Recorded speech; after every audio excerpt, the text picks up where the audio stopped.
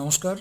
আমার টেট আন্দোলনকারী সমস্ত ভাই বোনেরা, দাদা দিদিরা, আপনারা যারা টেট আন্দোলনের উদ্দেশ্যে মানসিকভাবে প্রস্তুতি অলরেডি নিয়ে নিয়েছেন বা যারা এখনও প্রস্তুতি নেননি, তো শেষ মুহূর্তের জন্য আমার কিছু কথা একটু মাথায় রাখবেন যে আপনাদের কাছে এখন ডু আর ডাই সিচুয়েশন। আপনাদের হয় করতে হবে অথবা মরতে হবে, এই সিচুয়েশন কিন্তু চলে এসেছেন। আবারও বলছি, আপনাদের এই টেট পাস যারা করে আছেন, 22 TET pass, 23 TET pass, 17 TET pass, 14 TET pass, প্রত্যেক শিক্ষার্থী ভাই বোনেদের, দাদা দিদিদের অবশ্যই অবশ্যই আসতেই হবে। এটাই জীবনের শেষ আন্দোলন হবে। সেই প্রতিজ্ঞা নিয়ে, সেই পণ নিয়ে নিজের স্বপ্ন, বাবা মায়ের স্বপ্ন পূরণ করতে শেষবারের মতো আপনাদের আমি আমাদের এই ছোট্ট ইউটিউব চ্যানেল থেকে, মিঠুনদার তরফ থেকে আবারও রিকোয়েস্ট করছি, এটাই হবে আপনাদের জীবনের শেষ আন্দোলন।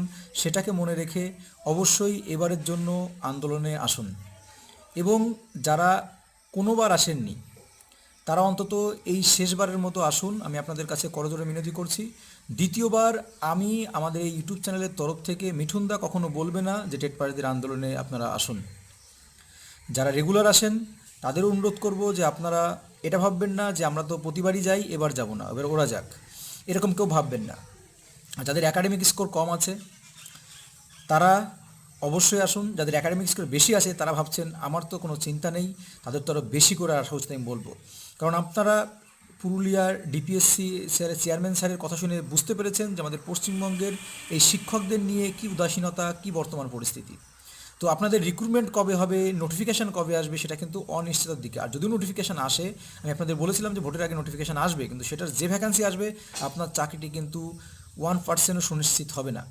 আমরা এই আন্দোলনের দ্বারা আমরা কিন্তু সরকারের কাছ থেকে আমাদের পর্যাপ্ত পরিমাণে ন্যায্য ভ্যাকান্সি ছিনিয়ে আনবো।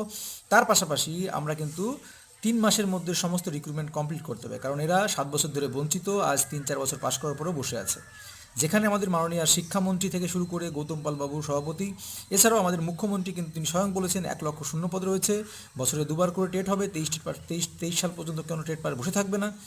এত প্রতিশ্রুতি দিয়েছে কেন? তার মানে নিশ্চয়ই তাদের হাতে লক্ষ লক্ষ শূন্যপদ রয়েছে, এবং আমরা তার বাস্তবে প্রতিফলন দেখতেও পাচ্ছি যে সমস্ত জায়গায় কিন্তু শিক্ষক নিয়োগ প্রয়োজন।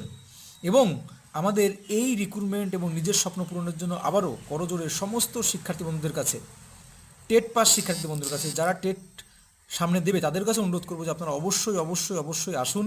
শেষবারের মতো মিঠুনদা অবশ্যই আপনাদের সঙ্গে উপস্থিত থাকবে, এবং এটাই হবে টেট পাসদের শেষ আন্দোলন। আমরা আমাদের দাবি এবং ন্যায্য পরিমাণ ভ্যাকান্সি অবশ্যই সরকারের কাছে ছিনিয়ে আনবো। তার জন্যে আমাদের যদি ওখানে ধর্ণা দিতে হয়, পড়ে থাকতে হয়, থাকবো, কিন্তু আমাদের দাবি পূরণ করতেই হবে, না হলে আমরা পথ ছাড়বো না।